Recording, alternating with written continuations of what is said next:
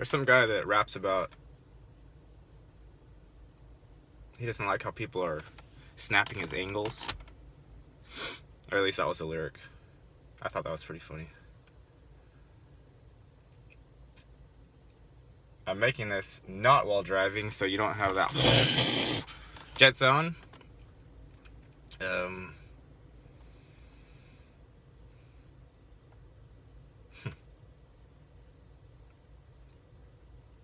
Yesterday was really rough, really rough for me. Very rough. I haven't had a day that rough in quite a while. I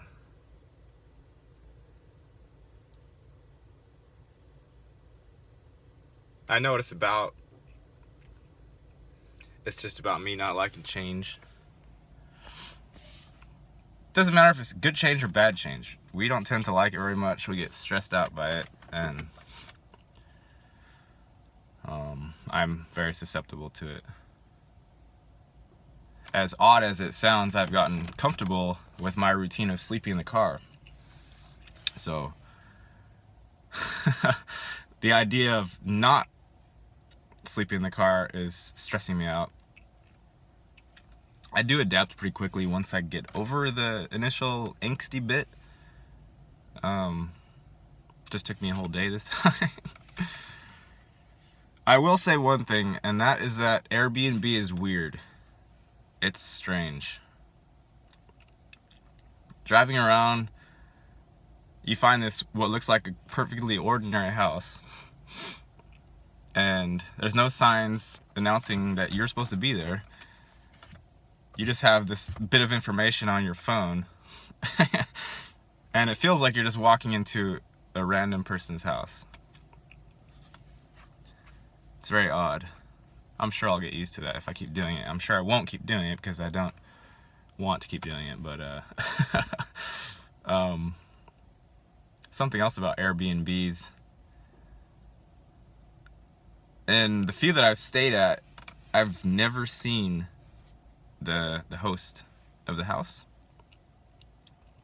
So either they've all been just rented out to guests and the host is elsewhere, or the host is living like a hideaway in his own house for the exchange of a couple dollars for somebody renting a room out, which is very weird to me, but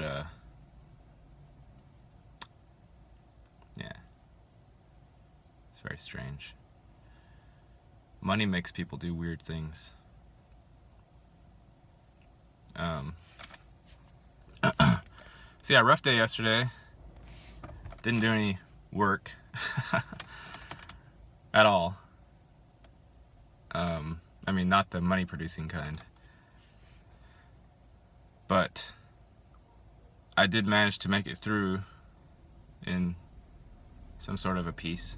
And I'm here on the other side, and I feel fine now. And I didn't talk to anybody because I don't talk to people. When I'm feeling bad, I don't.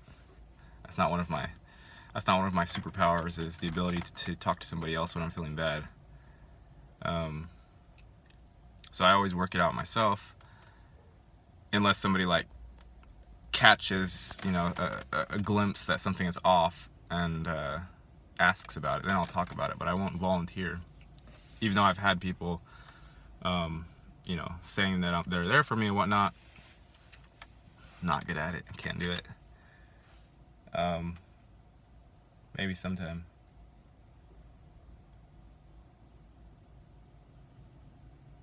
What was I gonna say?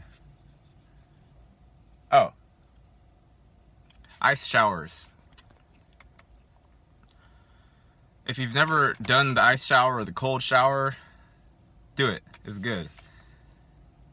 The way I started, and I learned it from Wim Hof, and if you haven't heard of Wim Hof, or you're crazy. The guy's, he's good. So he's known as the Iceman, and he's done very many seemingly unpossible things. Seemingly impossible things he's learned to adapt his body to his intent and his wishes through coldness. He says that the cold is the only teacher he's ever had in his entire life. Just the cold, that's it. So go look him up if you haven't. He's excellent. And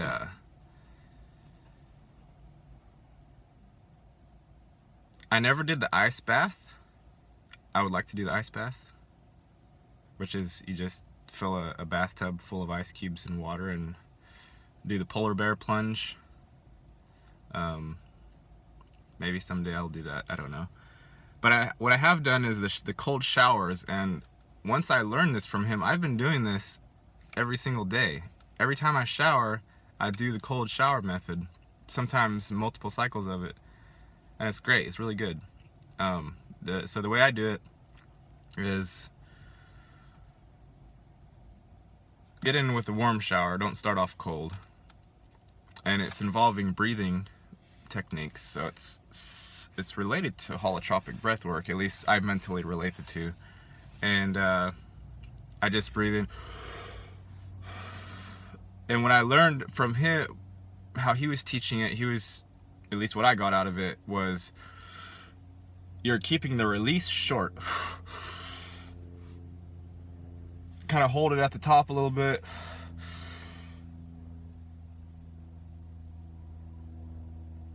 And according to him, what you're doing is you're, and probably the holding at the top is just my bit for getting high because it's oxygen deprivation, but the idea anyway is that you're powering, you're overloading your system with oxygen with the breathing, and then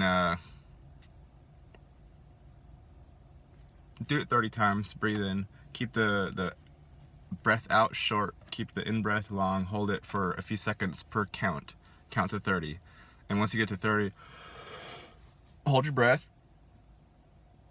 turn the knob to ice cold, as cold as you can make it, and count to a minute.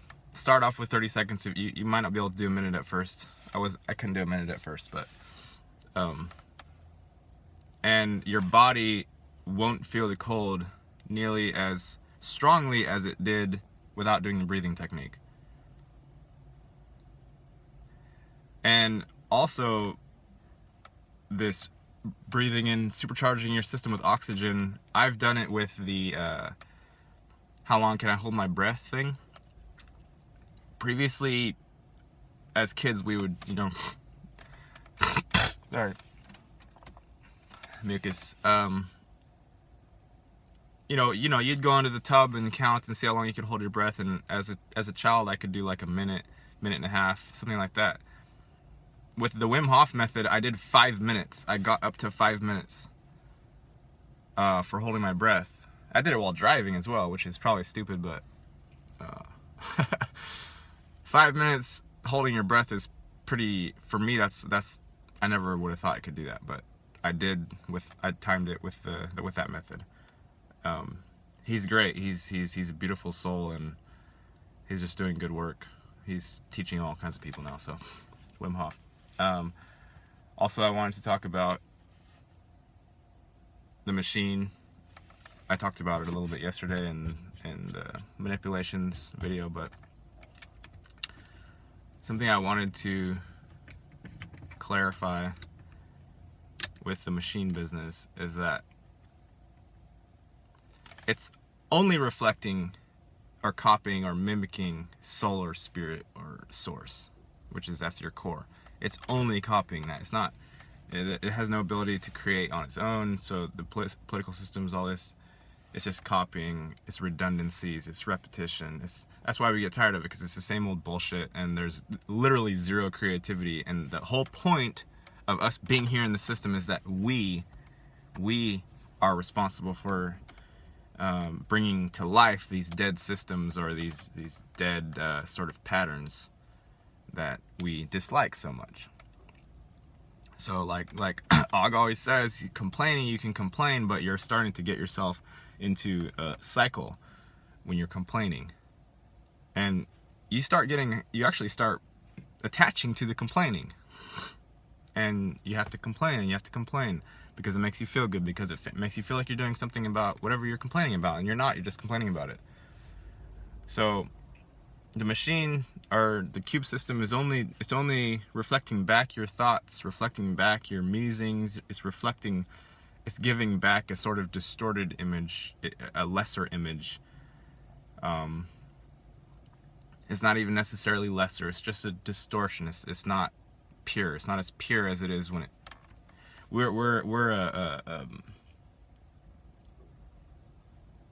I've said this before, I've used this metaphor, but like black holes, they suck everything. You're like, suck. We're outlooking only. And then that is reflected. So it's just watching. And the thought process and all of the machine elements of your brain, these are just reflecting the purity of source, or the core.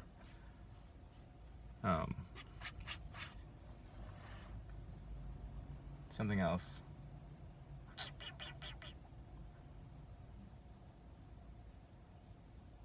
I think that was about it.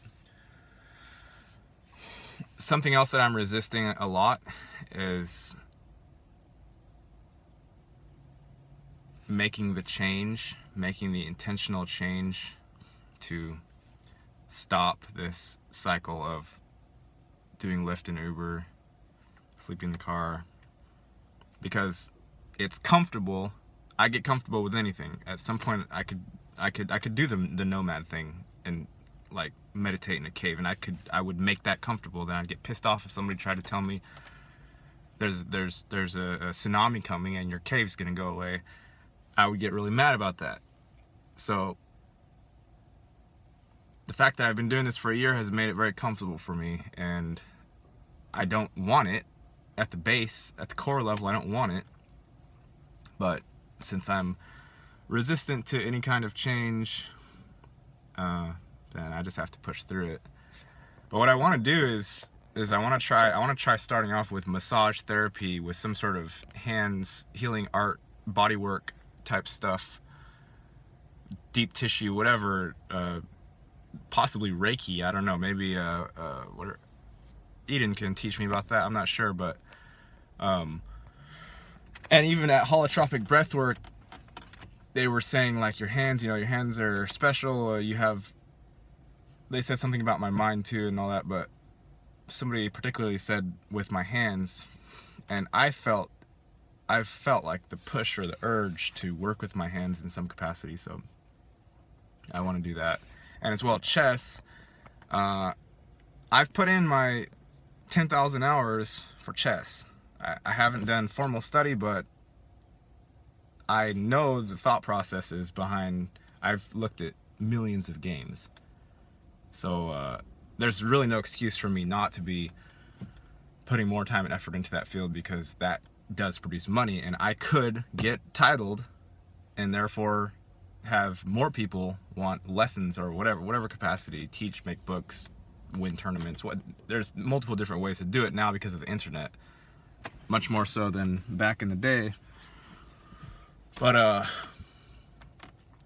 I just need to do it, and I've been putting all this off for way too long, and I've been putting too much time in this fucking car, as you guys have been mentioning. Way too much time sitting on my ass, and I'm probably developing some ass problem.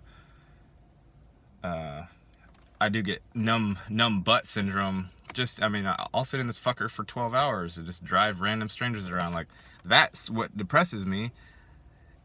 And it's also a teaching tool as well, because it doesn't have to depress me, and it's always a mindset, and I can engage with them, and then they're not strangers anymore. So, but as you can see, if you look at this fucking thought process, it's a loop. It's a feedback loop. Feedback. And you don't change it by changing it. You change it by like manipulating this. You just give a little nudge over to the left, and then you'll start floating to the other side of the bank. That's how you change it. You don't change it by, oh, okay, I'm gonna change my life. Now everything's gonna be different. That is how you bring on catastrophe and all kinds of suffering and angst. Don't do that. I gotta go.